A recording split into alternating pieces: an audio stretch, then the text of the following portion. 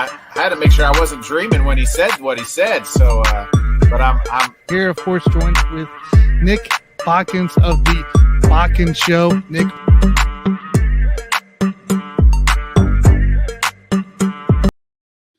What's up, ladies and gentlemen? It is once again Monday night, and it's almost halftime in this Bears-New England game, but we're going to get this show underway here. My name's Tanner Dawson, the Sports Buffoons and Whiskey Sports Podcast, and of course, Let's Talk Sports. Joining me is Nick Bodkins of the Bodkins Show, and of course, Let's Talk Sports. Nick, what's going on, dude? What's up, man? I mean, who would have thought that halftime it would be 17-14 Bears? New England just turned the ball over. Bailey Zappe's in the game. I mean, I thought this was going to be like the total score, 17-14 New England possibly. This game is – he just fumbled it on the handoff. I mean, wild deal here. Some points being scored here. The Bears find an offense. I don't know what's going on with this Bears team. I don't get it. I haven't watched much of the game, but the parts I have watched, I have not been impressed by Bill Belichick's team by any means. So hopefully he can get some things together here because it's not a pretty sight right now. So, but anyways, how's your fantasy teams doing?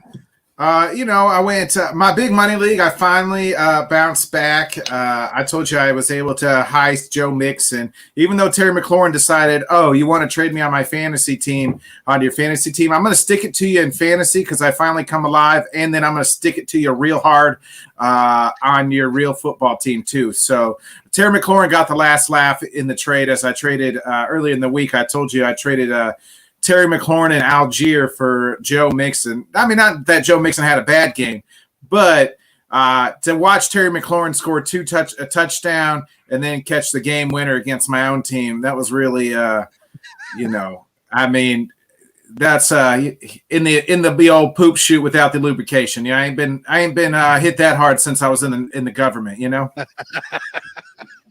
Hey, that's fair enough, dude. That's just a bunch of bad luck happening at once. But I mean, I did win the game. I did win my league, so that gave me a little, the week at least. Yeah. So still one game below 500, but we have a 12-man league where 10 teams make the play. 8 teams make the playoffs. So I'm right at the cusp of the playoffs in there. So still a little bit of ways. Feel good about it. So yeah, Yeah, I'm kind of floating there. I'm still like in all my leagues outside of the Sports Buffoon one I created out of nowhere last minute. I can't really do nothing with that one because for some reason Jason and Mike thought we were doing a mock draft with 10 people, 12 people, or 11 people, I guess. And so we had like Cam Akers drafted first and everything like that. And I'm like, this is not a doable league. So I think I won the first one last week, and I'm not looking to win another one probably. So a little rough one. Yeah. So we got quite the lineup today. Of course, we're gonna be joined by Jim Behringer. We're gonna be joined by Jonathan here in the fourth quarter. We're gonna be talking NFL. We'll kind of start breaking down as we are finishing up week 7 tonight. Big trades and big moves like happening. Breaking news, all that jazz happening all day. It's insane. So I'll be breaking those down, guys, with you. We'll break down some standings, and then we'll also talk some NHL, look at those standings, get some update from Jim on that, and then maybe some various stuff. We'll see what time we got. And, of course, with Jonathan, we'll be breaking down the World Series matchup that got solidified somehow on the same day. It hasn't happened all playoff series, and now we got on the same day there, even with the Yankees winning at one point. So, but we'll break all that down later. Let's bring in Jim Behringer. Jim, what's going on, dude? Hey, what's up, boys? How we doing? Man, week 7 football season, still a long ways to go, and everything else is bouncing up too. So, you can't really be down, I think, at this time. No, I am very much down, Tanner. My team is the Packers, and we have lost to the likes of the Giants, the Commanders, and the Jets. We lost to the quarterbacks Daniel Jones. We lost to Taylor Heineke and Zach Wilson. I'm sorry. I forgot not all of us have winning records here. Yeah. I was about to say at the beginning of the year, I would have thought my record and Jim's record would have been flip-flopped at best. And yet here we are. the Giants look legit. The Packers look like one of the 5 worst teams in the league. Jim, I mean, we kind of talked it right before the show, man. The Giants are the real deal. Holyfield, man, is what I like to say. They're going to get in. I mean, unless something crazy happens. I know their offensive lineman got hurt, is out for a few weeks. How is that going to affect them going forward? Yeah, I mean, look, Evan Neal, one of their first round draft picks this year, has been playing really well. Out 3 to 4 weeks with a sprained MCL. That's such a blow to them. He's been playing really well, protecting Daniel Jones on that right side. Though they've been able to plug and play with some other guys as well. So I think that's what they'll just continue to do until Neal's ready to rock and roll again. But, I mean, this Giants team is, they continue to win, running the football, playing good defense. Again, defensive stand yesterday. I mean, remind if people, crowd remembers, Tennessee and St. Louis. The Rams, yeah, the 1 yard line. Mike Jones played. Yeah, they did it last night with Jacksonville. It's a typical Giants. Play down to the competition. I know Jacksonville's a better, improved team, but I thought maybe the way the Giants have been playing, they maybe blow the doors off of them a little bit, not make it as close. But again, defensively, the team looks so good right now, and the attitude under Brian Daboll is so different. It's funny how this team is always the underdog in any game. And as I was reading some of the beat reporters, I think the Bayard he's got is up favored by a 1.5. Yeah, the Giants were dogs, -3 dogs on that Jags game. I was hammering. That was my lock of the week, really. The Giants at +3 over Jacksonville. I mean, they're still doing this with no receivers. Do you see them making a trade or getting a wide receiver? I mean, there's Elijah Moore that once traded. There's DJ Moore that once traded. There's Brandon Cooks out there possibly. You think the Giants are saying, hey, we're 5-1 and we got to go get a guy because, let's face it, Galladay, we're paying him a bunch of money and he absolutely stinks. Tony can't get on the field. I mean, they got to go out and get a receiver, right? I mean, I know they're keep on winning, but here they are. I mean, it's time to make. You think they're going to make a move? I think they should make a move for a wide receiver. It all depends on a cap situation, on who they can trade.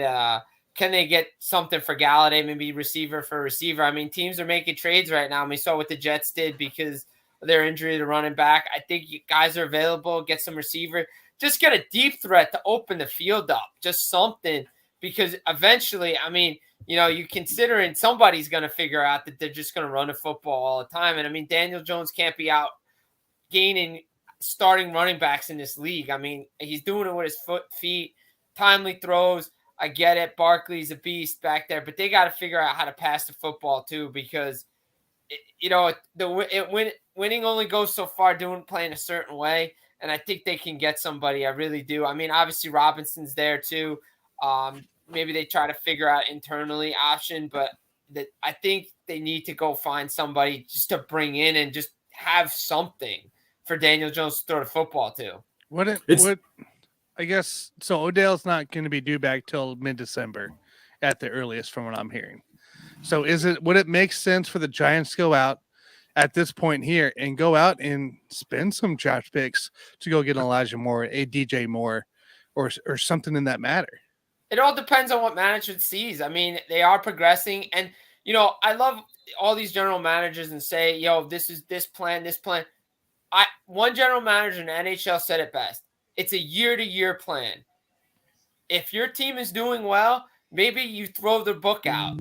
The Giants are overachieving right now. If this was college football, they'd be bowl eligible, but they're not. It all depends on what the general manager wants to do and what they feel the need is. I mean, maybe if you can get a receiver cheap, maybe not spend a first-round draft pick because they do have other needs that they're going to need to fill. You can go out and get an Elijah Moore, DJ Moore, somebody like that, or maybe you can find somebody on the cheap. Odell, I don't know if he fits the team right now, what they're doing. I think his attitude would be a problem if he doesn't get the football. And I think they've been down that road before. But maybe there could be other options out there. You just don't know. I was going to say it's got to be the right fit, right? Like I had somebody hit me up about Robbie Anderson, why he wasn't a Packer. I said because the Packers don't go get guys, head cases like don't. Robbie Anderson. They don't get anybody. We don't get anybody, but much less a head case like Robbie Anderson. And I mean, Robbie's talent-wise would fit what the Giants need, but I don't think his personality-wise would fit what Brian Daboll's building there. So it's got to be the right fit for the right, I hate to say the cliche culture, but they got. I mean, if it was anybody but the dang Giants and their football helmets didn't say New York, and I didn't hate New York Giants, that would probably be my favorite team to get behind this year because I absolutely love what they're doing. I'm loving what they're doing because they're exceeding expectations. Nobody really expected this, and they're just going for it, and they're having fun. Like, they're just going out there, rallying around their coach. They're rallying around Dable. They want to bring the energy. His energy is great. And when guys make mistakes, he's on their butts about making mistakes. Like, this can't happen. We can't get this. He gets in players' faces. I love it. Like, that's what you want in a head coach. Like, I would go play for this guy. Yeah, he's literally walking down there telling the defense, get a effing stop to win this game. He's doing that. The Giants, they're winning these close games. I heard a stat today that every one of their wins has been by one possession, so 8 points or less. Like, those are games like years ago, even last year, the Giants lose those games. Like, and here they are, they're finding ways to win. And I credit a lot. It's the same. It's not like they went out and got the fancy free agents. I credit a lot of what they did to coaching and Brian Daboll. Yeah. And it's like, it's the thing now. Like, if the Giants are within 7 points going in the fourth quarter, that other team that they're facing is in trouble. I saw with Jacksonville when the Giants were down going in the fourth quarter there. And as soon as I saw that, I was like, yes, look, this is the Giants are going to come back and win this game because they're more down and dirty to go get this done than the Jacksonville Jaguars are on both sides of the ball there. So, yeah, that makes sense to me. Like, as long as that team's within 7 points, it's a winnable game still. I think last year there was something, or maybe the year before with the Giants, that they had lost at one point they lost either 7 or 8 games by one possession. The total combined points was only 20 points, each of their 5 straight losses. It's like you said, though in the years past, they'd lose those games. Now they're winning these games because it's just a complete opposite flip with what Brian Daboll's bringing to this team. And guys want to play for this team. We saw it in the past. Guys just didn't want to play for the coaching staff that it was there. It was just in the player personnel. And maybe, look, do you go year to year with Daniel Jones now? Do you sign him to a couple years? I mean, have I fully turned the corner on him? No, but he's managing the game, and I think you got to give credit to Dable and his staff for what he's doing with Daniel Jones and maybe realizing what his limitations are and not asking him to do too much. That was going to be my next question to you, Jim, is what do they do with Daniel Jones? I think they declined his 5th-year option so, I mean, he's kind of like a free agent, I guess it would be a free agent after this year. Do you try to convince him to maybe sign a 2 to 3 year team friendly deal? I don't think he's going to get a whole lot of money on the market, because he's had troubles before. And one thing he's not doing is turning the ball over at an alarming rate like he used to. The fumbles aren't there. The interceptions aren't there. He's taking care of the ball, most importantly, and being that quote unquote game manager. But what do you do with the guy that's, allegedly going to be a free agent? I mean, and you're not going to probably have a high draft pick to go get a guy. Yeah, I mean, you're going to either have to look to see, what's later on in the draft. There'll probably be some guys out there, that aren't high, on the board, like top picks for quarterbacks. Or do you trade in to get a guy that you see that you like? Or like you said, do you give him a couple of year extension and be like, look, we like what you bring. Maybe you can prove it again. Go prove it again to see this isn't just a fluke year where you finally put everything together. Because I believe, maybe if Dable's there, look what he did with Josh Allen. I would love to see what Daniel Jones does looking throwing a football if they had a receiver. He's done most of it with his legs. Yeah. And it's great to see. But I would love to see what he does throwing the football. Maybe they get a wide receiver or something. His stats go up, but he does, have, he's looking good with his numbers right now. managing the game well. And I think that's all they're asking right now for him to do. They're managing his limitations, and they're just saying, hey, go manage the game, keep us close, and we have the defense to keep us within range and march us down the field when we need to drive. And they've been doing it. Isn't that somewhat? You just mentioned the key factor is someone similar that Dable's working with. He has the Josh Allen mentality going into play. He's like, if I can't beat you through the air, well, I'm just going to run you down and beat you through the ground as well. So maybe that is a key. It's a whole new mindset coming to play. More confidence from a coach, unlike last year with Joe Judge. Coming to play, like just a whole new mentality for him. Yes, he's not passing the ball, but we all know he doesn't really have anybody to throw it to. So, but like, why not have that Josh Allen kind of mentality come into play of we're going to beat you on the ground and in the air, or one of the two at least each game, and still keep things close. I think that's a perfect example on that. Because I'm seeing Josh Allen do that right now. He did that against Baltimore. He couldn't get stuff done through the air. So what does he do? He bullies them all the way through on the ground for that second half win. Yeah, eventually they're going to have to throw the football, and his numbers have to be a little bit better through the air than they are running the ball. I mean, him and Saquon can't be one. I mean, if Saquon's one and he's two, I'm fine with that. But sometimes it's Daniel Jones is one running the football. He can't always be your leading rusher. But it's working right now, and that's what matters. And the Giants are winning, and 6-1 now. And who would have expected that? I mean, who would have expected both the Giants and Jets to have similar records after 6 weeks? I mean, it's ridiculous. I was just gonna say, Nick, if I would have told you before the season that the only thing stopping the 6-1 Giants or whatever right now from being first place in the division is a 6-0 Eagles team. I'm about to ask you who your weed man was. I mean, that's insane. The only team that's actually stopping the Giants at the moment is the Eagles of getting that top spot there. Who's performing, of course, spectacularly as well. Has to buy this week. So, but hey, let's talk. Go ahead, Nick. Too quick to your point there. I mean, add Seattle in that, right? Like Seattle's the teams that.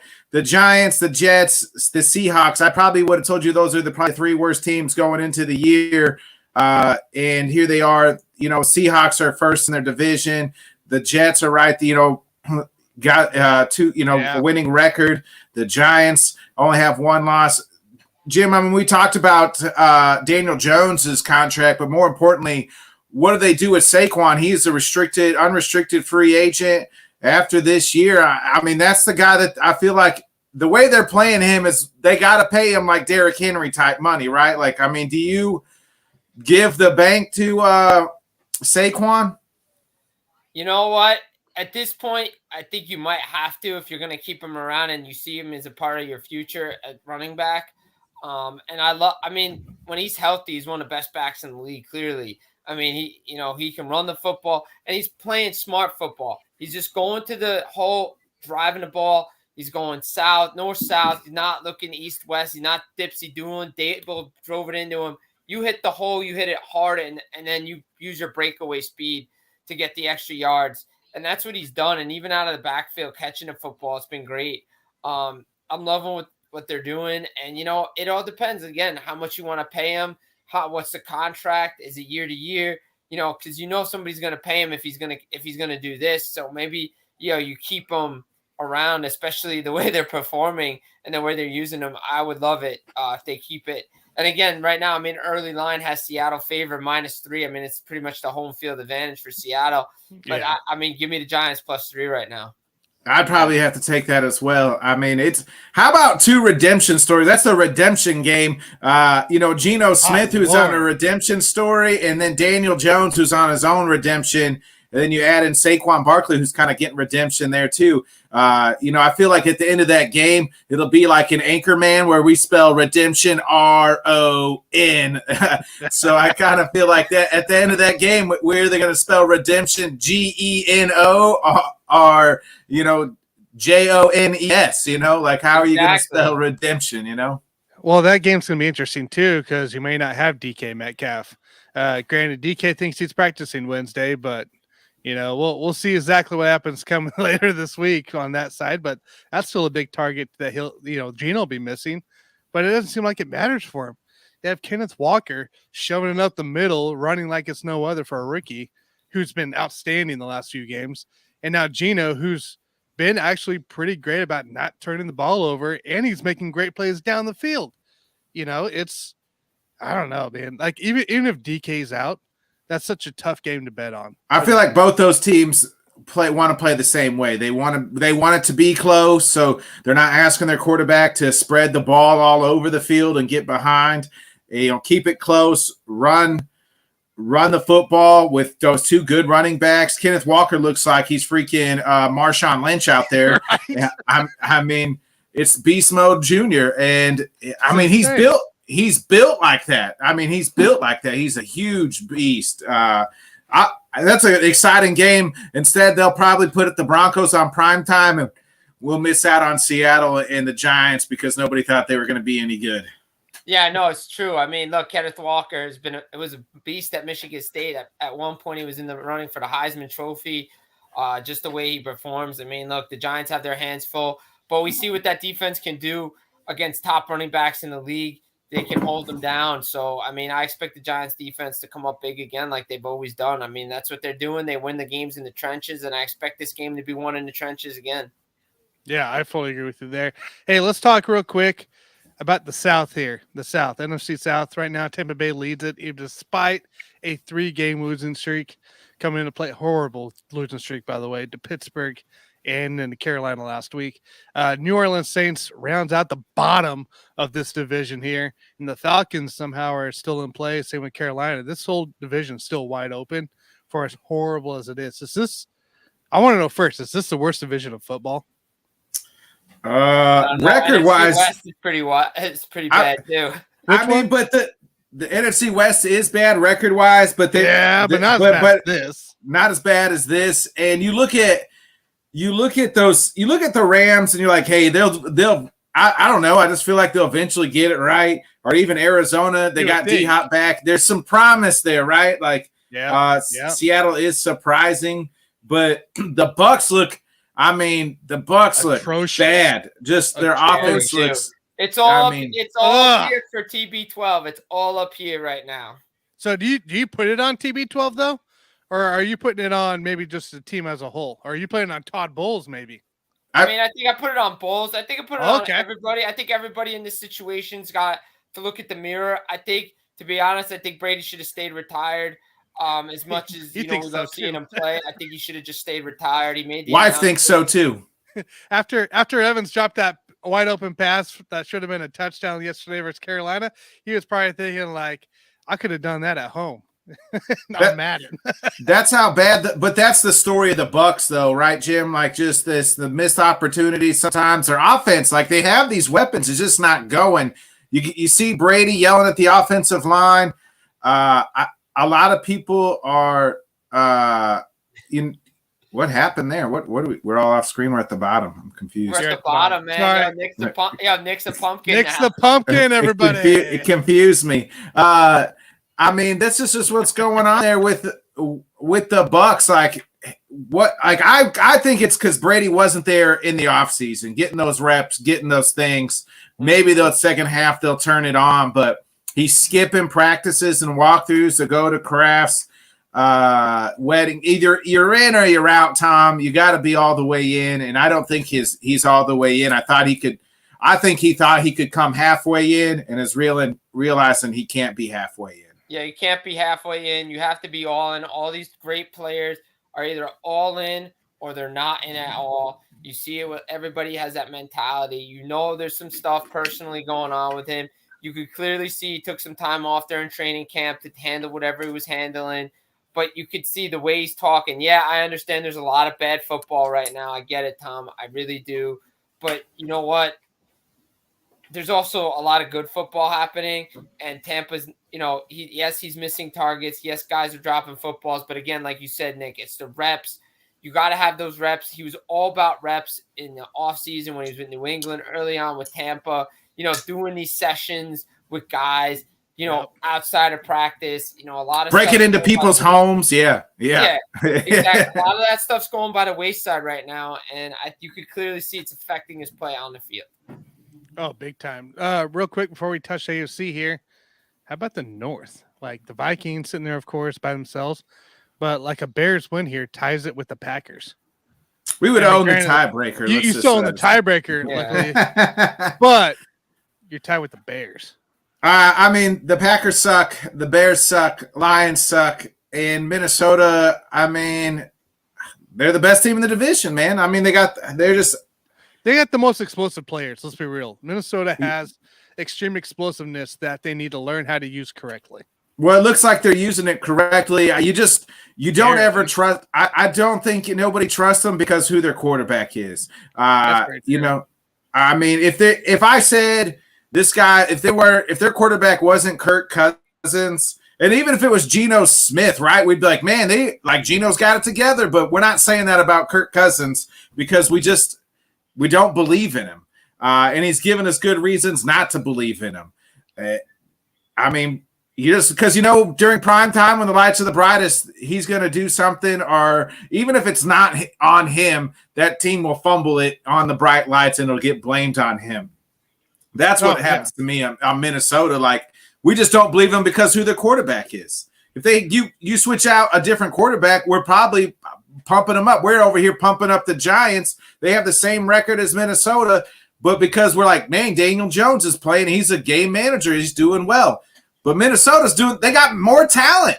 And we're just, you know what I mean? Like I think it's because of who their quarterback is.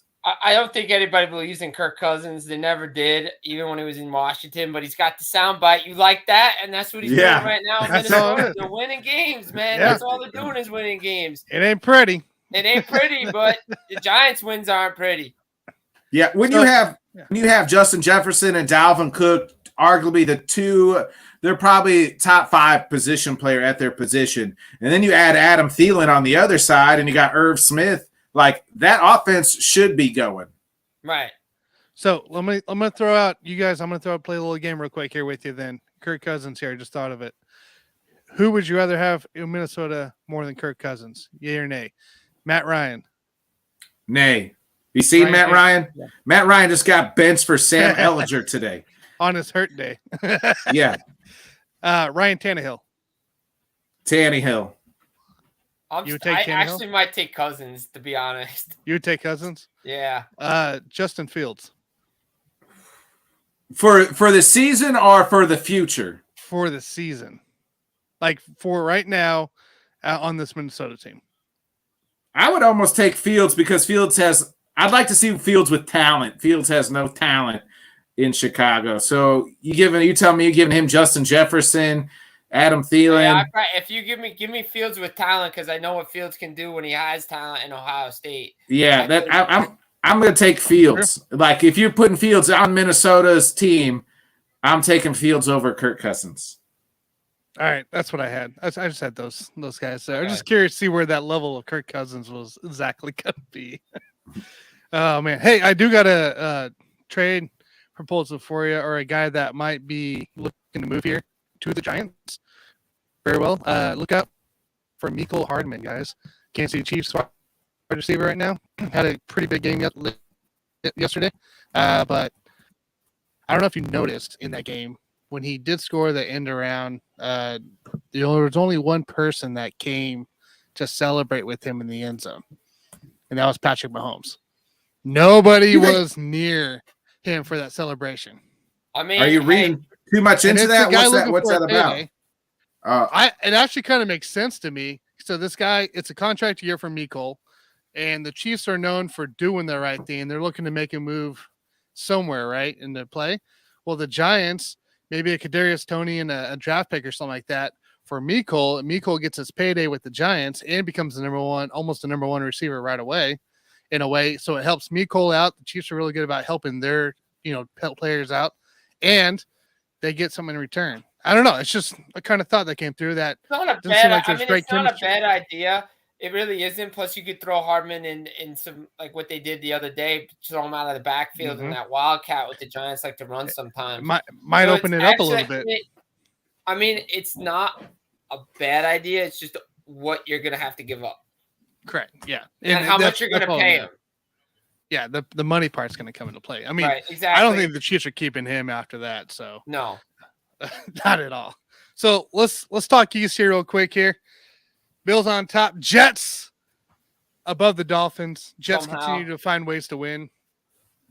Again, not a pretty team here. They did lose Brees Hall, but today they got James Robinson to come into play with Michael Carter.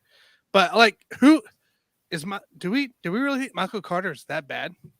Something is going on. The Jets don't believe him to be their bell cow, right? Like that's what I read out of that was like, they drafted him last year, then they bring in Brees this year, and then they make this Brees gets hurt, and they make this trade for James Robinson. Like, to me, it's like, oh, they just don't trust him to either A, stay healthy, or B, to be the bell cow back. I like the move for the Jets. I like the move for the Jacksonville Jaguars, too, because they weren't using him as much as now it looks like ETN's fully healthy and ready to go. Yeah, exactly. So I like the move for the Jets, too. I mean, surprisingly, again, another team similar like the Giants, they're rallying around the coach. They're playing good defense. Zach Wilson's looking like the guy everybody expected him to be coming out of BYU. Again, managing games, smart, and they're just winning ugly. Yeah, that's all it is right there. Now, Tua's back. Dolphins did get the win last week here. Not should have been by more, but we'll take it as is. With Tua coming back, do we feel better about this Dolphins team should be back in that second place run? Yeah, I mean, I do. I think they'll be. Just fine with Tua back. Yeah, me too. They'll be fine with Tua back. They'll get the weapons going. They'll get the Alabama connection running again, and they'll be fine. I expect Miami to be back. I expect Miami to be near the top of the division again. Okay. Yeah. See, I'm in the same boat. I just feel, they were banged up. There's a lot of things goes into play. I think they're back and rolling now. So, all right. How about the North here? Baltimore Ravens up top, Bengals right there. The Browns and the Steelers continue to downfall essentially right now after the Browns started so hot, and there are talks for Hunt coming into play. I know that. So we'll see if he's on the move here before that November 1st mark. But what do we think here? Is the Ravens really for real to take over this division? Because they've struggled lately. They lost to the Giants, right? Coming into play a couple weeks ago. They struggled a little bit last week here. Like, I don't know. What's our thoughts here on this Ravens team? I mean, defensively, they have to learn to finish some games. They finally did this week.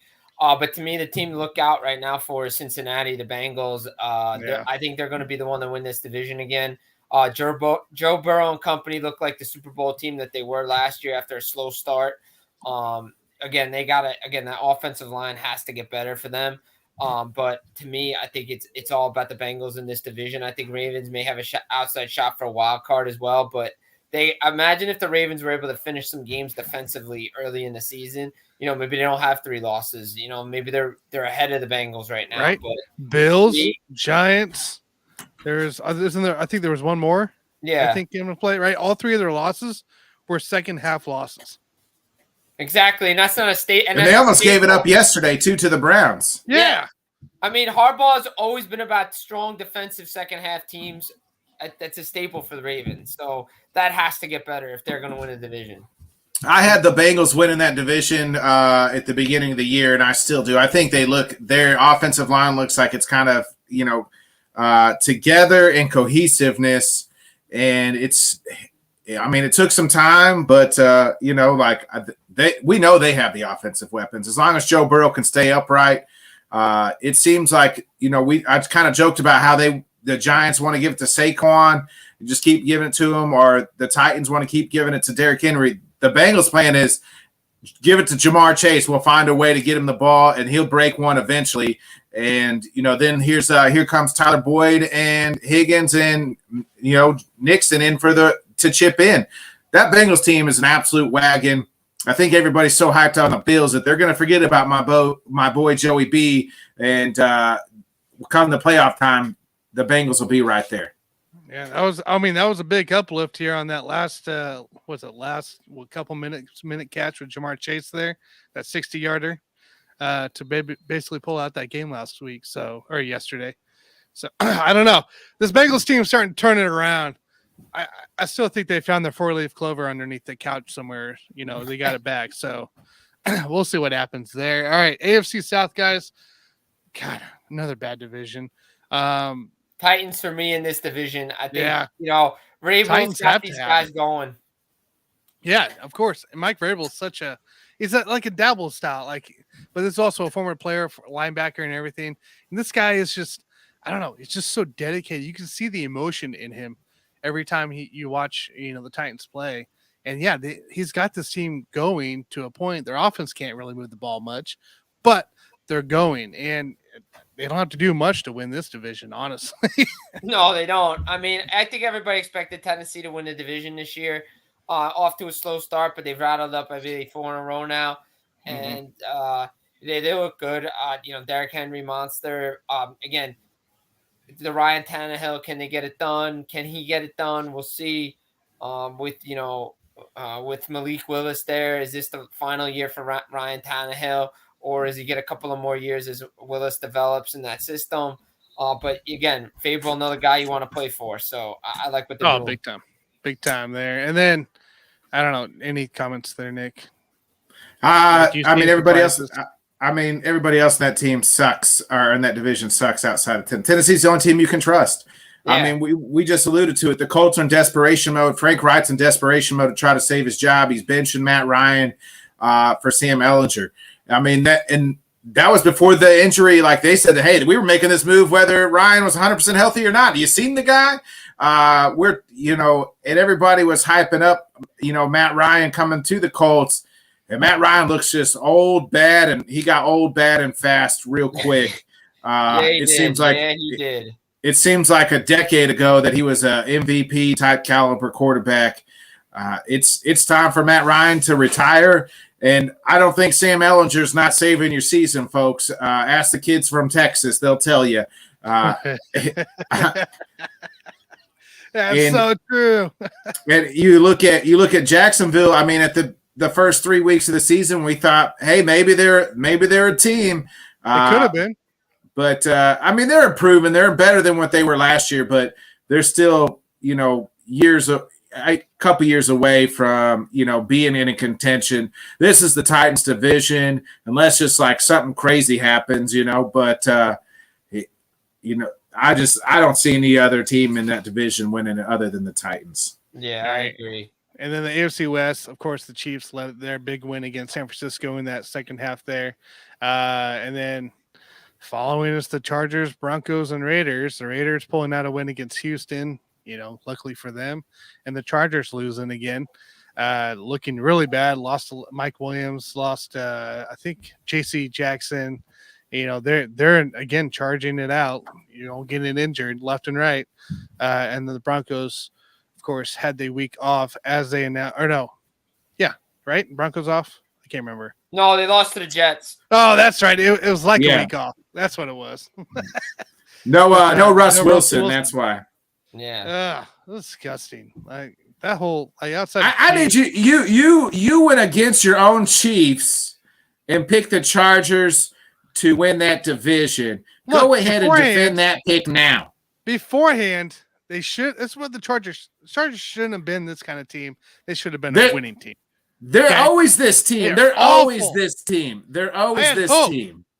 I had hope, but obviously not. And poor Rob out here messaged me last week after that horrible Monday night game, and he was like, "I quit." I go, "Pick another team for me, right, for the season." So I told him Carolina's his team.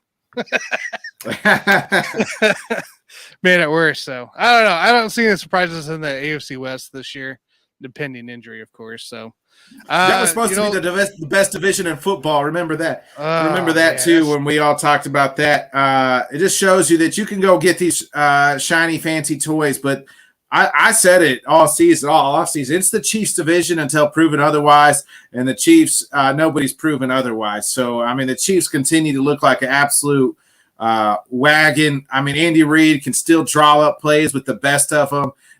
Patty Mahomes can still complete passes better than anybody. The Chiefs aren't going away anytime soon, folks.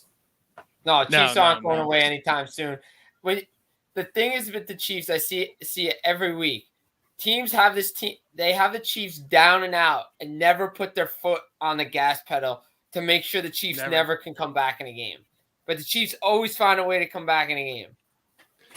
It's literally one of those things. Like, yeah, it's like we were down 17-0 or whatever to 49ers, and I was sitting there and I was like, well, it's only the second quarter, so we're waiting. The next thing you know, we're only down by 10. Next, then we're leading. And it's just one of those things that, like, I think Mahomes is like looking for motivation. And once he sees it, like we saw in the Raiders game, then it's game over. Then he's like, all right, well, now we're going to go down and score here. So, I think that's what he looks for. It's just some kind of challenge and motivation against some of these teams. It's so bad. It's so bad. Hey, we're going to bring in Jonathan here. Well, he is on early. Jonathan, dude, what's up? Right. What's up, guys? What's up? What'd you do to your wrist, man? What's that, a hockey injury or something? Hey, no, I smashed it when the Braves and the Saints were both losing. Was that the Andy Dalton second interception pick six that you smashed the hand on the table, or was that when the Braves got beat out? I missed it last week, so I didn't know if you had that injury last week. No, man, hey, I understand. I know you missed it. I missed as well. What round did the Cubs make in the postseason? Hey, I missed that. I don't. We don't get Cubs games out here in Texas, so I mean, nobody really watches WGN anymore either. So I mean, what round did the Cubs get? We made it. We made it real far in April. April 15th really came quick for you guys, right? Was that what it is? Yeah, I did. Yeah, it did. Wow. Well, I actually got hit with a line drive this weekend coaching. One of my girls, she turned on a pitch really, really good, and it got me. So not much I could do besides just try to get out of the way on that one, and I failed. So it got me pretty good. Did you tell a good rip afterwards? Or Well, no, because it was a foul ball. I yelled at her and said, "We play inside the white lines. Put one in play." Exactly. Oh man! So very rare do we actually get Jim and Jonathan on at the same time. This is pretty cool. I know, Jim, you're up in the New Jersey, New York area. I guess real quick here, what's the feeling like? What's the atmosphere like after blowing that lead against Houston? I mean, did they really have a chance against Houston? No, Let's be honest. I mean, as a Yankee fan, I'm going to be honest. I knew they were going to lose. I just didn't think it was going to be 4 games. I knew they were going to lose. But Aaron Boone, look, he needs to go as the Yankees manager, and I think Brian Cashman needs to follow suit too, because they have yet to address the issues of this team, which is pitching, and they need a shortstop, and their hitters just go clean. They just go cold in the postseason, and against Houston, they just can't seem to beat them. You saw it against Cleveland. It's just the analytics. Look, I don't want to get on a high horse about analytics and it ruins baseball and all this stuff, but he managed too much about analytics and not letting your guys go. I go back to game 3. You're paying Garrett Cole how much money? It's 2-0. You're taking him out, really? Come on. Boone, you're better than that. It's just, to me, changes need to happen, and it just epitomizes what the Yankee season is, a 4-game sweep against Houston. And Jonathan and I, we talked about that last week, about analytics versus, playing baseball, period. Jonathan, what's your sentiments there? Sorry, Tanner, I just wanted to get Jonathan's thoughts because what Jim is saying is what I've heard a lot of Yankee fans say. We know Johnny Ortiz and Rob. They all said, "Hey, they all need to go. Get rid of them." I mean, personally, as a Cubs fan, I would be glad to get swept again in the CS championship. But I mean, the Astros are your daddy, Yankees. I mean, Jonathan, what's your thoughts there on what do the Yankees need to do to stop getting whooped by their daddy? Well, I feel like they need to fire the architect and engineer of Yankee Stadium. They didn't put a roof on the stadium. Is that what Aaron Miller? They didn't put. There's Sorry no roof. for the curse word. Sorry, but it's so stupid. I mean, come on. No, it just makes him sound like an idiot. I heard that. I absolutely. I gave the most confused look, and Aaron Boone saying, "Well, we lost because the roof was open." I mean, I've never. That was the most nonsense thing I've ever heard. In regards of what we've said this before, I said this to numerous times. Think about this: how analytics has become so important in baseball. It's taken the power away of the managers. I mean, I know Hollywood really played out Moneyball, for the movie.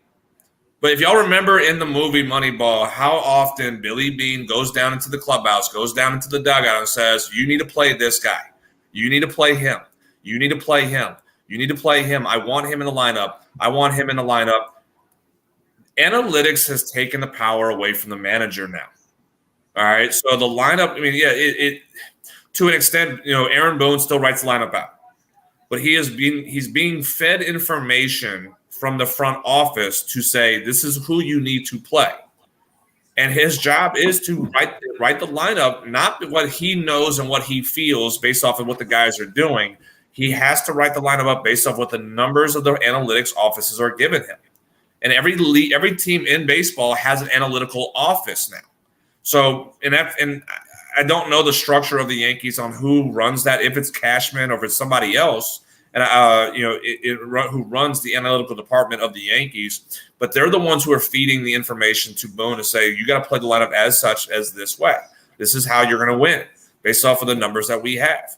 So I understand the blame being thrown at Aaron Boone, and I get it. I mean, when he says and does things that you just scratch your head like he did, you have to sit there and say, yeah, we're going to blame you because we have to blame somebody. And, right now, based off what you're doing, your decision making, you're going to be the scapegoat of the what's going on, what's wrong with the Yankees right now. But it is a bigger picture than just Aaron Boone, and it's got. And I agree, it's the front office. Do you fire Brian Cashman, who's been there for God knows how long? I mean, does the Steinbrenner sons really pull that trigger? I don't know if they have it in them to really make that decision.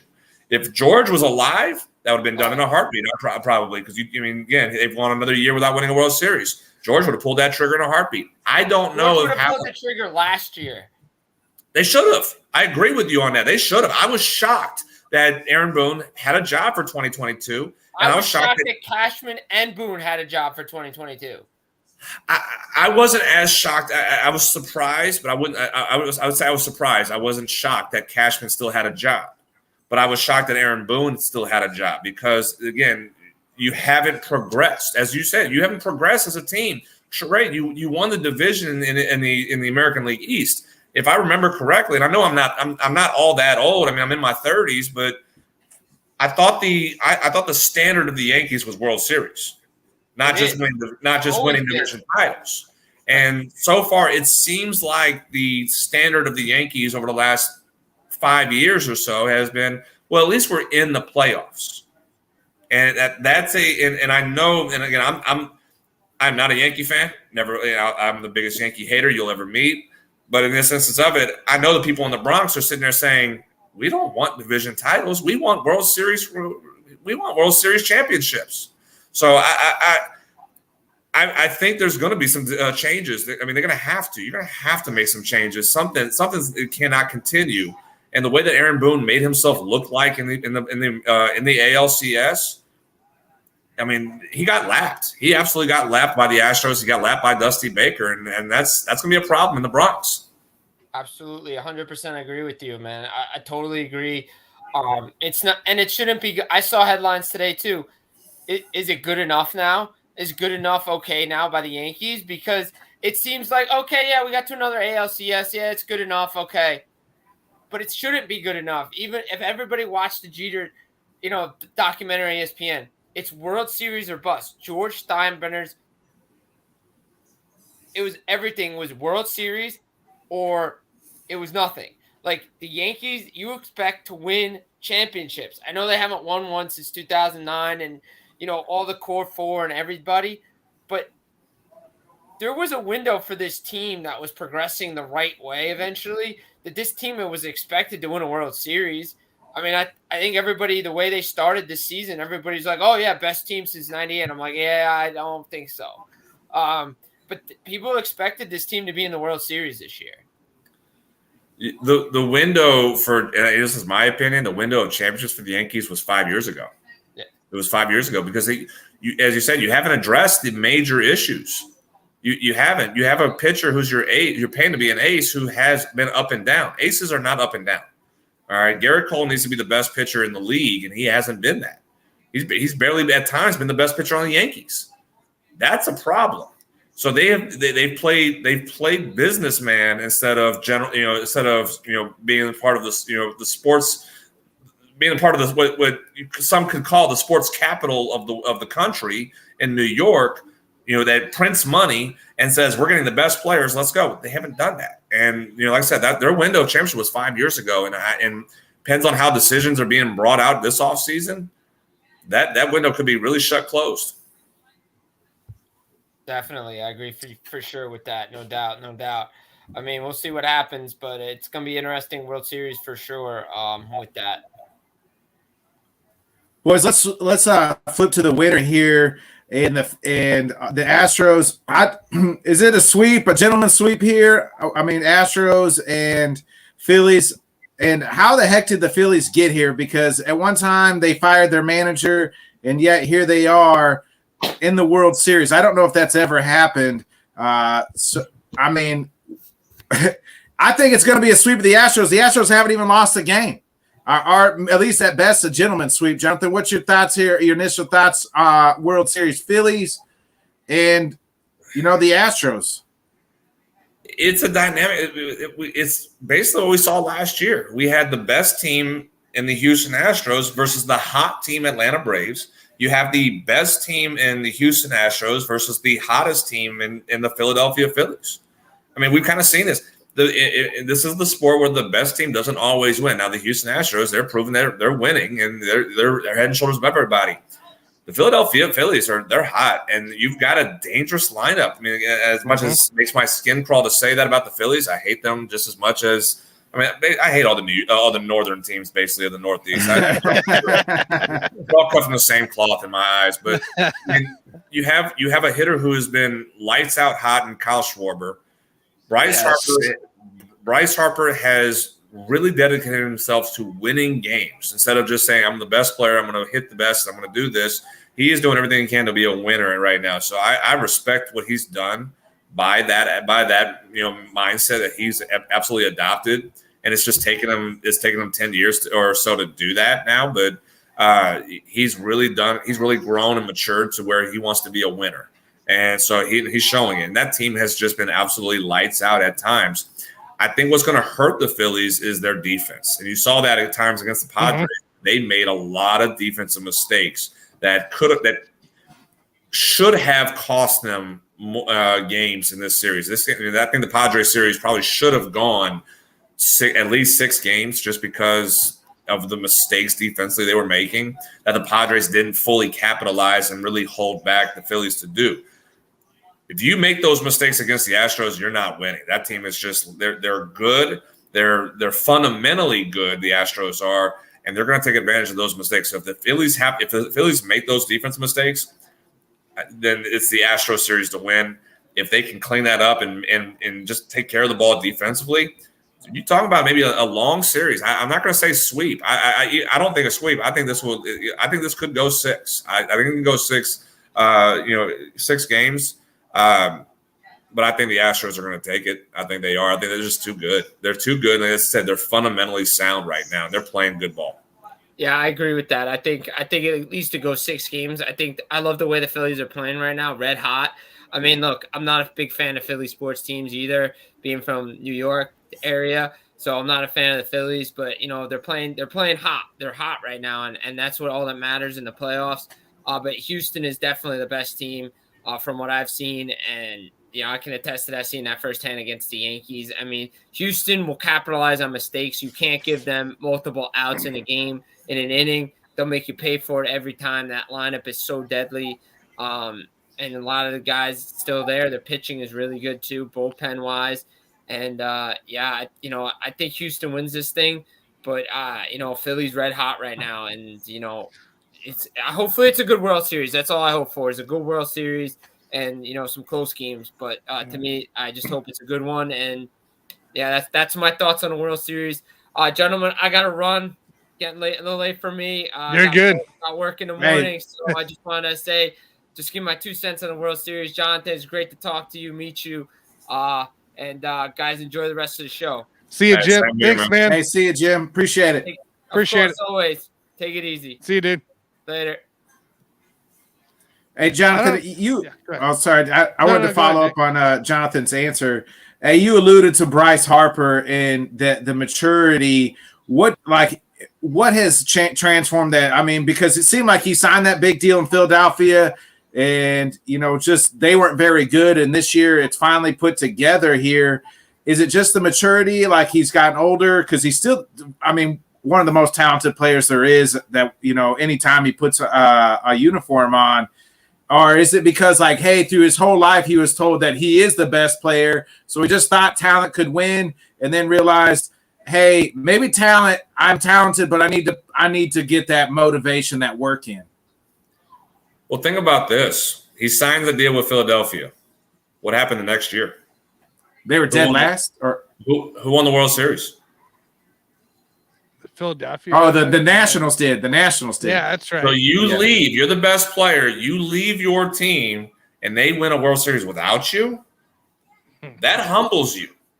That humbles you, and that's something that Bryce Harper, he needed. I'm sure he needed that humility to be like, man, I was the one who was carrying this team, and they still won without me.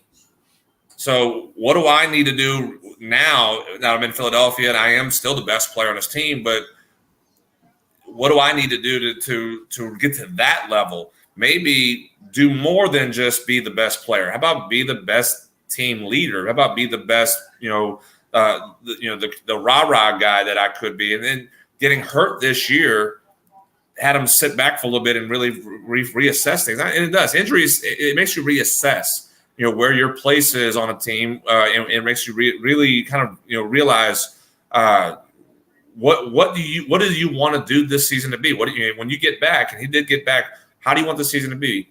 Well, I need to make sure we get to win. My legacy is tied to winning. My legacy at the end of the day, if you're Bryce Harper, and you were the golden child of the draft when you were the number one pick, you need to be your legacy needs to be tied to winning. And right now, you're kind of seeing that a little bit like Mike Trout. Mike Trout is not tied to winning because of the team that he's playing on. He's tied as the best player, but doesn't it almost seem like Mike Trout at times is being forgotten about? Yep. Winning makes even on his own team. Even on his own team. Yes. Winning makes you remember. Your legacy is tied to winning. Ken Griffey Jr., and I love Ken Griffey Jr., he's considered one of the best baseball players of our generation, top player of all time. But he's never been considered the best because he's never tied to winning. And if your legacy is wanting to be one of the best ball players of your generation, and so you have to win. So for Harper, I feel like the maturity of what he needed, because his legacy was tied to what happened to the Nationals the year after he leaves them. They won a World Series without him. So I feel like it's more than just maturity at times, especially for this season alone. And what he's running, I think we're starting to see the full, complete set of what Bryce Harper needed to be to have his legacy considered one of the best players of the generation, and as well because he was going to be forgotten about if he didn't win. And that is my opinion on that, because just again, he didn't win a World Series with the Nationals; they won without him. And he goes to Philadelphia, and they're not winning. What's his legacy now? And I think that does. Players think about that at times. I mean, not during the season as much. That's usually during the offseason when guys think about what mark do I want to leave? And that's something that I'm sure has been in his head, especially once he got hurt and he had a lot of time to sit and think, how do I want this season to be? How do I want my legacy to be attached to this season and then my career moving forward? That's fair. That's a very fair point into that. I never thought about it that way of, Bryce Harper leaving, World Series next year. And then I guess it's kind of almost 360 for him, essentially. The lows and now the high for the moment. So, it's only good. I think it's awesome to make it, but it's probably ecstatic to win it. It brings you up that next level going into play for, that kind of legacy too. Yeah, absolutely. And again, he's changing the rhetoric of his legacy and of his career. Now, being able to get there and doing what he's done, and he's been the best player on the. I know you could argue with Kyle Schwarber what he's been able to be for the team in the postseason, but Bryce Harper has been the best hitter on that team right now, and being the most consistent and being the NLCS MVP.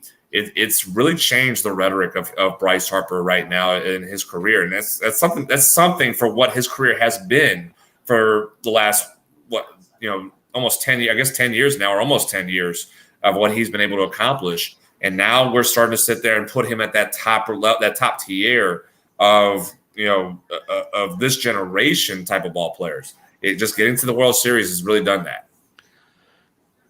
No, yeah, you're right.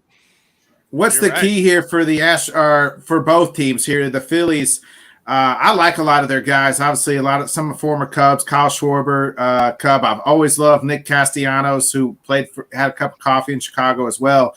JT Remunto. Like the Phillies, it's not like the Phillies can't hit here with the Astros. But what's the key for the Phillies to me would be one of the best, deepest playoff runs. Greatest runs of all time, I think, because of who they beat, right? Like they beat the Braves, they fired their manager halfway here. This is like an almost improbable type run. I guess the Nationals, they had that type of run a couple years ago, but they didn't fire their coach. They just weathered the storm. But here they are in the World Series. What's the keys for the Phillies, and then what's the keys for the Astros here as well? For the Phillies, and kind of like I said, they got to take care of the ball defensively. I mean, you're going to have a team that just lives off of mistakes by their opponents. We saw that in the Mariners series with the Astros. We saw that with the Yankees. Last night's game game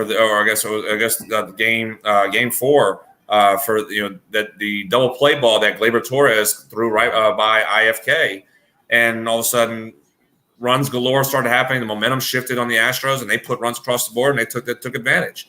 You have a team that knows how to take advantage of defensive mistakes. So the Phillies, who showed a lot of defensive mistakes against the Padres, they have to take care of the ball. If they can do that, you neutralize a lot of the momentum that Houston's going to create.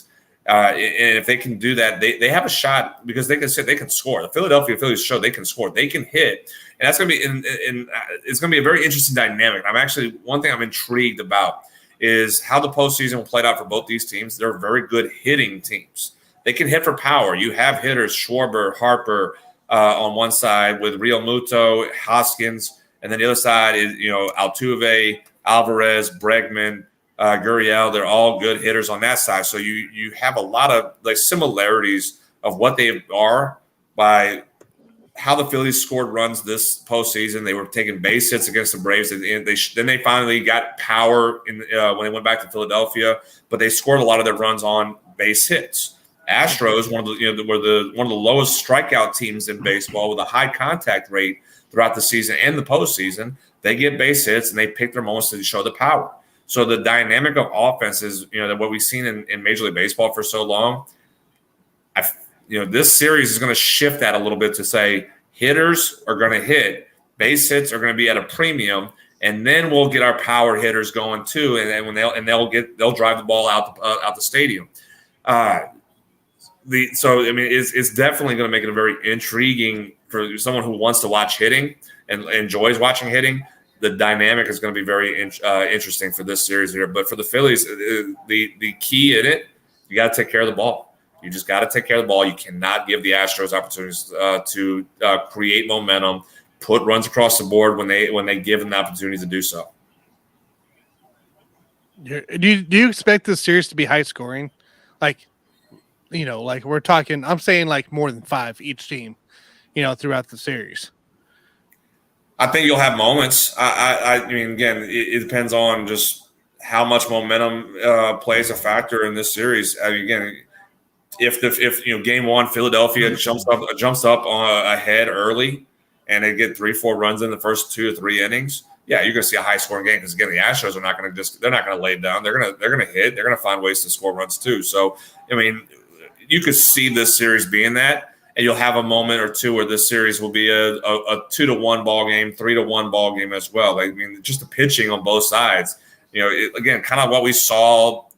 I'm not trying to bring it up just because it was my Braves, but kind of what we saw last year.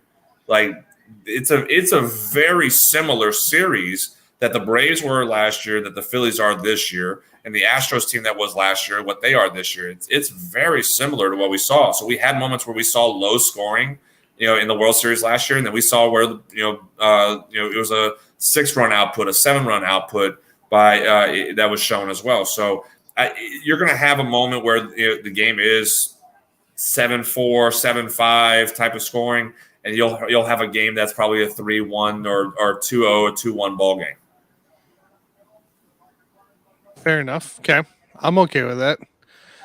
We did have a comment here. Alan, one of our Texas guys, says thoughts on Bruce Bochy. I loved it. I love that. I mean, it's or Bach, I guess. What? It's Bruce Bochy. Bruce Bochy. Bochy. Yes, Bochy. I'll say this and take away what happened to the Mets as far as the result of the season itself, but the fanfare of Buck Showalter being in New York and what that kind of did, as far as the excitement of the team. Bruce Bochy to Texas is the similar way. You have a winning manager. Buck Showalter is a winning manager now, and then and what he's in his experiences and what he brought to the Mets. Bochy is more because he's got 3 World Series titles, and you bring somebody with that level of experience and that level of knowledge and that ability to potentially turn a franchise around to what this team needs. I love it. I think this is a great hire for the Rangers. I think it won't if they give him time. And that's the issue right now with the Rangers is they don't give time to the managers to really implement what they need to do. Jeff Bannister didn't get that much time. He got time, but they were beginning the rebuild, and they just said, well, we're going to move on from Jeff Bannister. And now we were in the rebuild with Scott Woodward for the Rangers, and he wasn't going to get the time as well because they knew they weren't going to win.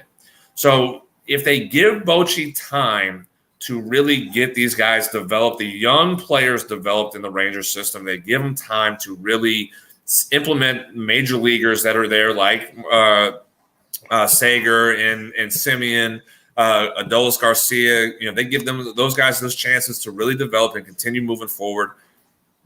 That could really be a game changer for the Rangers is hiring Bruce Bochy. I like it. He just needs to get more than 3 years to really implement what he needs to do. With his record and his reputation, they definitely should, you know what I mean? Unless it just goes super south, or you know what I mean? But because he's a World Series manager, you're just going to take some time. Yeah, but it also falls in the front office. That you have to give him guys to where he can turn the team around.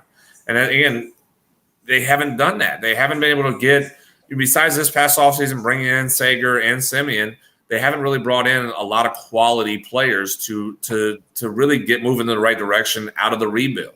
Like I said, Jeff Bannister was a great manager for the Rangers, and he was doing a lot of great work with them. Excuse me. It was the timing of they knew they were going to be in a rebuild because they wanted the new stadium. They wanted the new ballpark. So there was a matter of selling off players, cut the payroll down completely so that the value of the franchise can go up to where they can afford to get the new stadium, and then they can start really getting things going financially from there. So Jeff Bannister was just a timing issue, but he was a great manager for the Rangers. Scott Woodward did a lot of good things, but it was just the fact that they didn't have a lot of quality major leaguers on the team during his tenure, and now they're beginning to spend money. They're beginning to say the rebuild is ending. Now we're going to implement Bruce Bochy to take over and see how they do. Yeah, I mean, this is a guy that beat my Royals in 2014. So, no, Madison Bumgarner beat your Royals in 2014. To this day, that's still one of the craziest postseason performances I've ever seen of anybody. That is no lie. That is no lie. Such a fact. him, his arm, and himself. That's it. That's all he needed. And Bumgarner is paying the price for the rest of his career since then, though. Yeah. Worth it, I guess. He got a big money deal from the Diamondbacks. Just ain't never been quite the same, but. Well, he's not been the same. He's not worth that big money. He's living happy and everything, but talking about legacies a little bit ago, his legacy's kind of dipped a little bit over the last few years of how he's performed. Mm-hmm. No, that's true. Hey, I was going to ask you, Jonathan, because I saw the rumor mill out there. What do you think of this Ozzie Guillen rumor of coming back to the White Sox? White Sox love bringing back their old managers, don't they? He's the only manager that knows how to do the White Sox organization. That's what he said on TV. I heard that. I actually did hear that rumor at one point. Have the White Sox not learned? They don't go back in time. You got to move forward. Hey, they dropped off Tony La Russa at the nursing home and picked up Ozzie. They're picking up Ozzie Guillen. They're picking up Ozzie Guillen at the same nursing home they dropped Tony La Russa off at. Ozzie didn't even like being in Chicago when he was managing them all those years ago. I mean, he was a great manager. He did a lot of great things, but that team was really good. But he didn't even like being the manager of the White Sox at the time. And you're going to go backwards now and say, yeah, we're going to bring Ozzie back? Because he's the only guy that knows the organization. Only guy that knows how it ran. Only guy that will. Only Ozzie could say that. That's the thing about it. Only Ozzie could actually say, I know how the White Sox the organization runs. Run. I mean, come on. It blew my mind when I saw that headline pop up, and I'm like, "You're joking me right now. This isn't real." I put zero stock in Ozzie Guillen being the manager of the Chicago White Sox in 2023. I think that was hilarious. I think Ozzie was doing exactly what Ozzie wanted to do, and that was just create a stir. Yeah, I mean, typical Ozzie Guillen to do it. But I have no stock whatsoever that he's going to be the manager of the White Sox in 2023. That'd be pretty cool. Alan does say Texas. He said words that they're going after Carlos Rondon and possibly Mr. DeGrom himself. Everybody's going to be going after DeGrom. There's not one team. If you want, not one team out there that's not going to try to. The Royals are going to offer him $1, and that's about it. Don't worry, we'll be out of the race real quick. They'll name a fountain after DeGrom if they if he comes to Kansas City. There is a lot of rumors of DeGrom to Texas. That's been going on a lot throughout the season. It was during the season it was Atlanta, it was Texas being two options that they were looking at. Again, the Rangers they've cut payroll so much over the years. They have a lot of money. It's just a matter of do the owners want to spend it. And they showed it a little bit.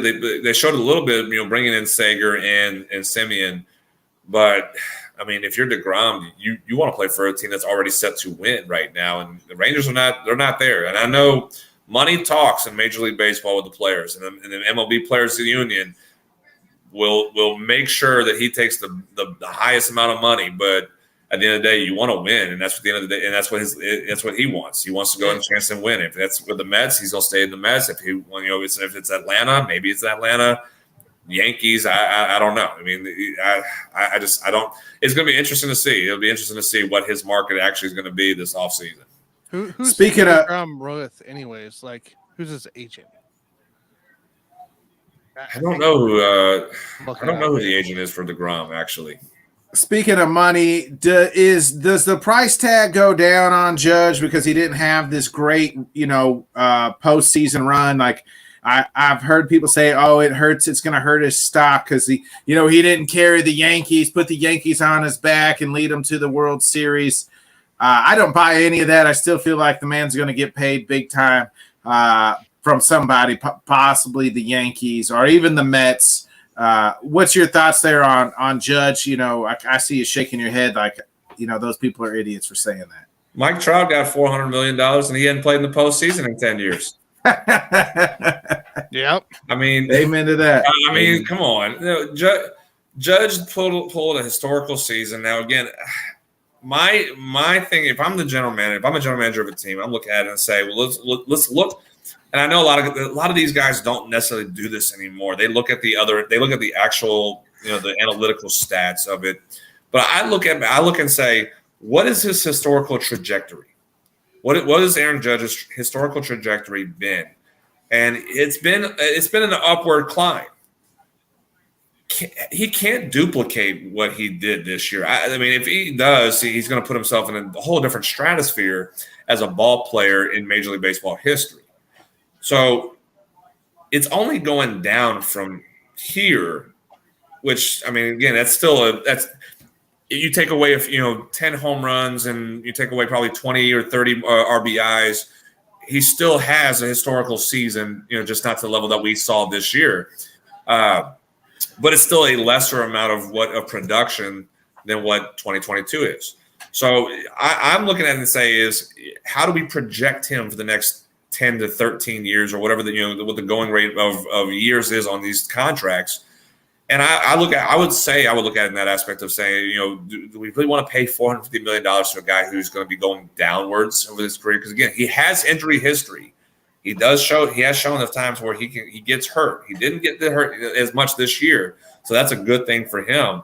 But I would look at it and say, in essence, of the trajectory of his career from here on out. Now, to the question that you asked, is the postseason performance hurt him? No, it doesn't hurt him because, again, we all know, those who know the game of baseball, what you do during the regular season means absolutely nothing in the postseason anymore. All right, because it's based off 162 games of trajectory of what your stats are. The averages break down in 162 games, and you're playing only at this point. I guess the Yankees played. Oh my Lord! They played 9 games, 10 games, I guess what it was. So from 162 games average to 10 games, it's night and day difference as far as how you want to look at the averages for him. Did he perform? No, he didn't perform to the standard of what we all expected him to be, but at the same time, it's a whole different ballgame in the postseason. As I said, Trout hasn't been to the postseason in 10 years. He's still got $420 or $430 million. So does that mean that Judge is not worth $400 million or so because of 10 bad games? No. A team will still pay him $400, $430, $450 million. It's just a matter of which team's going to do it. Yeah, I don't think he's going to get his 5, but I think he's in the 4 range. Real quick here, DeGrom's with VC Sports Group. So other players represented by them is Chris Archer, Jake Bauer, Mookie Betts, Madison Bumgarner, are just a few that are represented by VC Sports Group. So just throwing that out there. Is this 1985? Because the Bears are putting it on the Patriots. Roquan Smith with a pick 6. No, he didn't get a pick 6. It was just an interception. Oh, did he get down? I didn't see it. Yeah. Never mind.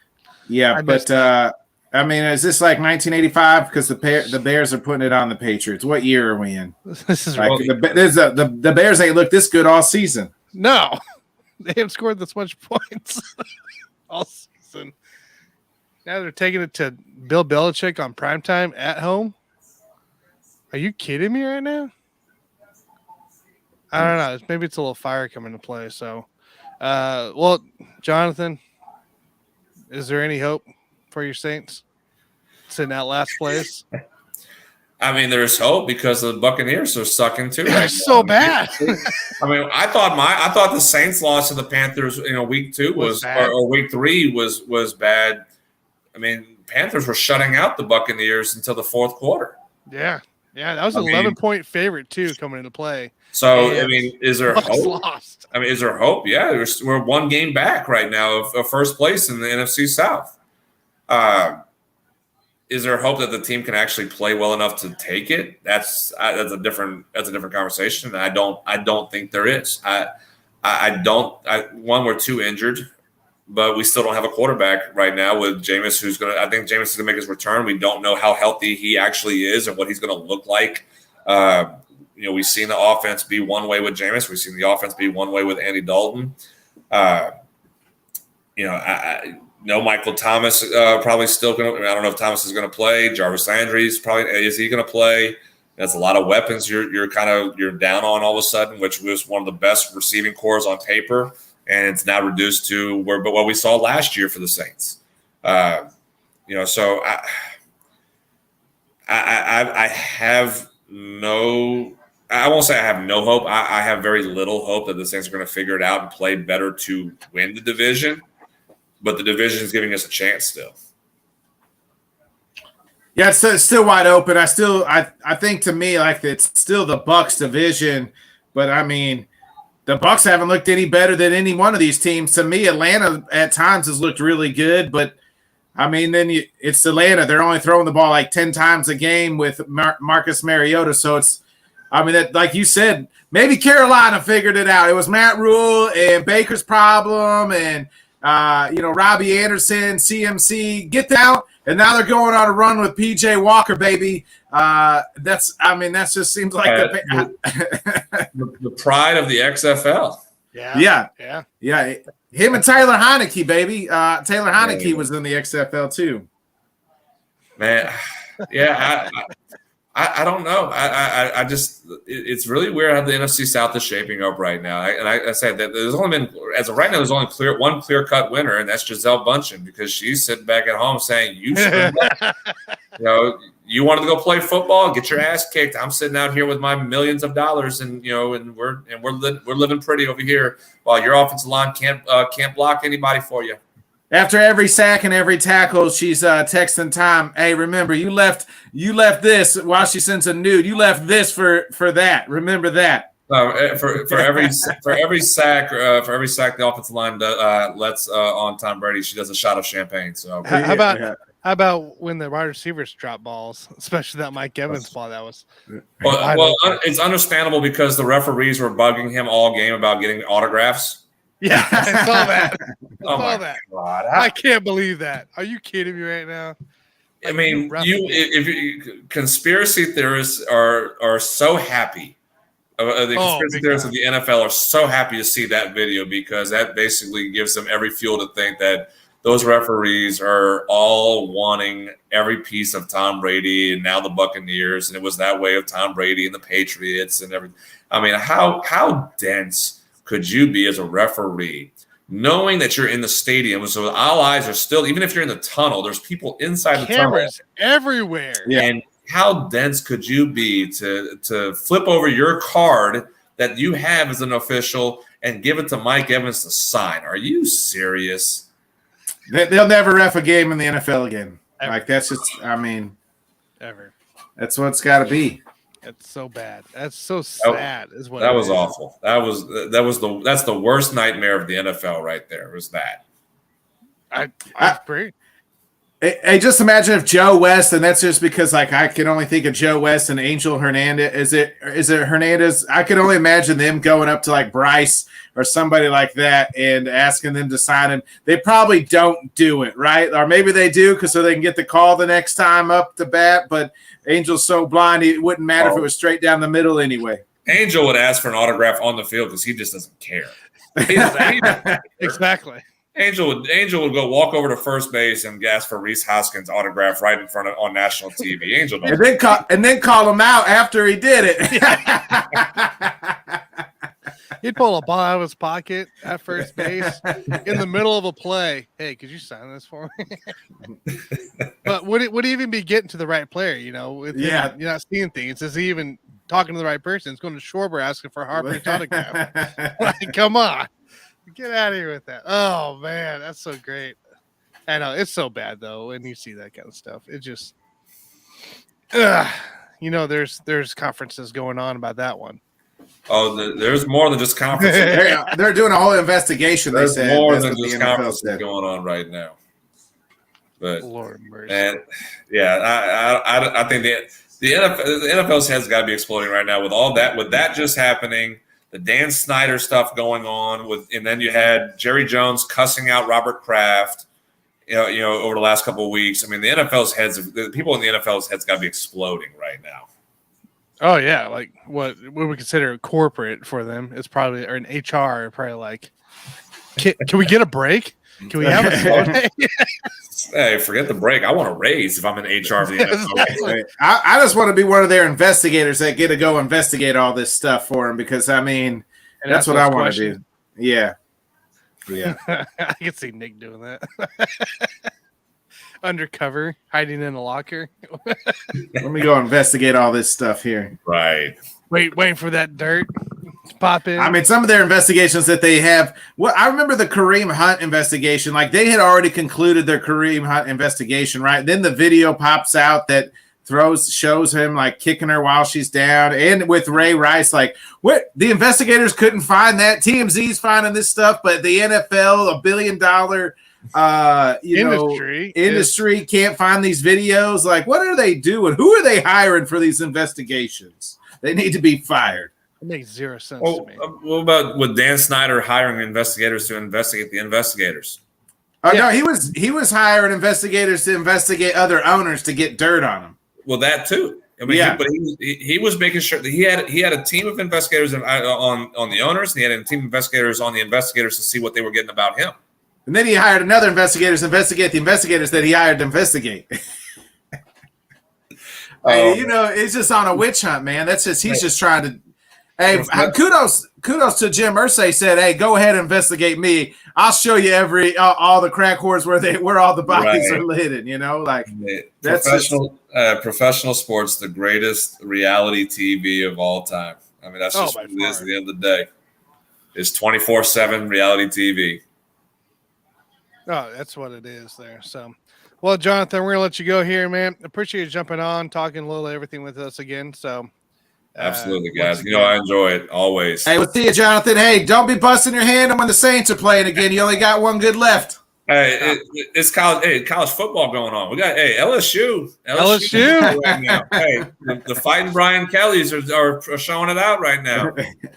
They're what they beat Mississippi last week. Beat Ole Miss. Beat Ole Miss the week before. Ole Miss, yeah.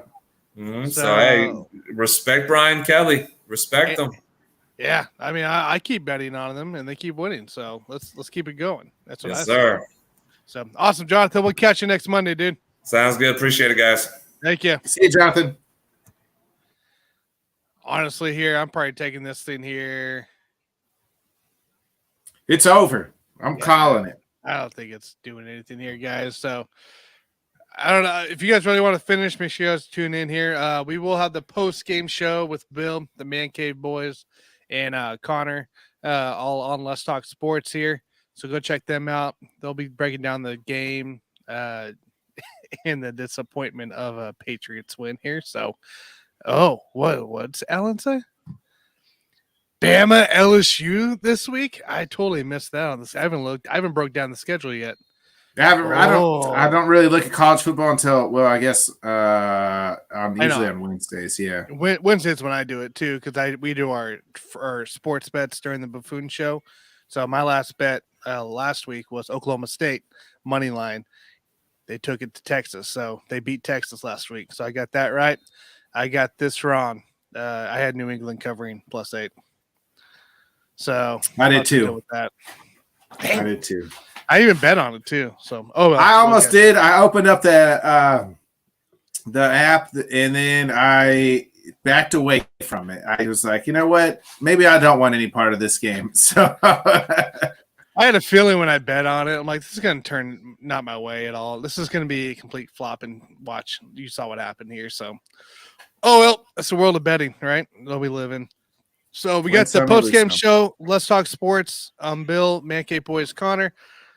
Directly after the game, so go tune in there. Hit that reminder on the Let's Talk Sports page as well. If you guys are watching this here, please leave a like, subscribe, follow. We got the Bodkins show. You can see that behind Nick. You got the Sports Buffoon. You can see it on my table. Whiskey Sports Podcast. You can go check that out. It's my channel as well. And of course, Let's Talk Sports, the Sports Network. Keep tons of content, tons of different takes. It's quite amazing the variety that's on there. So make sure you guys go like and check out another pick. Are you kidding me? Don't matter who's out there, Zappy or Mac. Oh, did they bring Mac back in and he threw another interception? No, I thought that was. They look alike. I can't tell. Hang on. I'm going to bring back up. Oh, I said stop presenting. Nope, that was zapping. Oh man. So it's bad. Nick, what do you got coming up here this week, man? So Wednesday morning we'll do my weekly sports wrap-up show. Wednesday night, that'll have we'll do our week 8 pick'em show where we break down every game and pick every game against the spread. And then we'll do our week 8 reaction show on Sunday. Plus, I'll be on Let's Talk Sports Sunday morning. No head kickers or haymakers and head kickers? You're right. We will have head kicks and haymakers Sunday morning. I always get it backwards. Nah, it's all good. I was wondering if you're gonna have that. I bet on that last week. I won 2 out of 4. I can't remember the names I even chose, but yeah, I was gonna. My parlay almost hit until the main event. I picked Charles Oliveira. I would have won pretty decent money had Charles won that fight because I called just the dog parlay, and Kenny calls it all dogs go to heaven parlay. So I didn't want to steal that, but that's what he calls his all dogs go to heaven parlay. And I kind of put a small one together, and had Charles won, I would have won big money. Unfortunately, Islam won and is the new lightweight champion. So I missed out big there. Gotcha. Are you gonna have Kenny and Craig? Are they gonna be on Wednesday night? Yeah, at least Kenny will be. Craig has got his work schedule shifted to Wednesdays, unfortunately. So gotcha. The boys will be joined. One of the boys will hopefully always be joining me. We usually try to work at least one of them.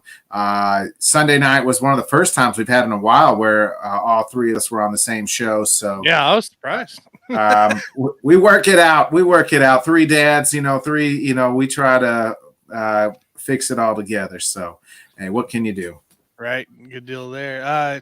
You guys can catch me on Whiskey Sports Podcast. I'll have my power ranking show drop Tuesday or Wednesday, or either on Wednesday or on Thursday. Check that out there. We'll break down the tiers. I might change it up instead of just doing like 32, 31. I might break it out into like Super Bowl contenders, then all the way down to duds, stuff like that. So we'll break it out on the tiers list here this week here, but I'll figure that out. Wednesday night, catch us on Sports Buffoons, 8 p.m. Central with Mike and JG.